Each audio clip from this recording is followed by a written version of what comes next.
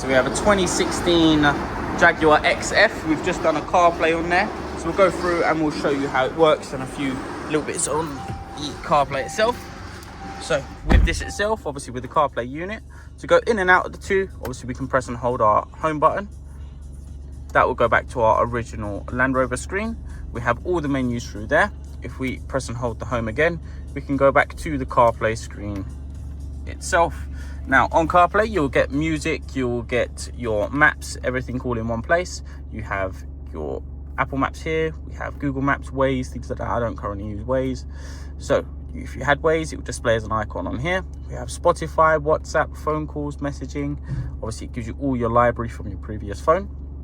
Now with this, on certain vehicles, you can go and have your reversing cameras. So if you have any factory reversing camera, this car doesn't.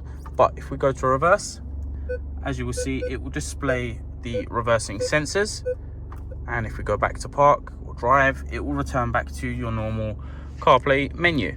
Obviously, you have the ability to add reversing cameras to this. Now, with this unit and the kit, we don't actually change any of this stuff here.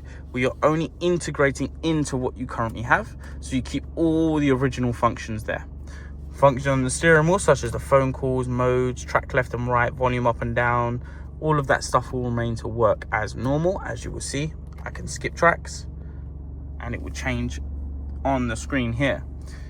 With this, it supports both Android and iPhone. Obviously, I have the new iPhone 17 Pro here.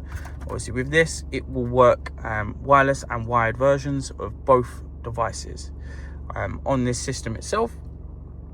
If you have any questions, any queries, give us a call, 0208 554 554.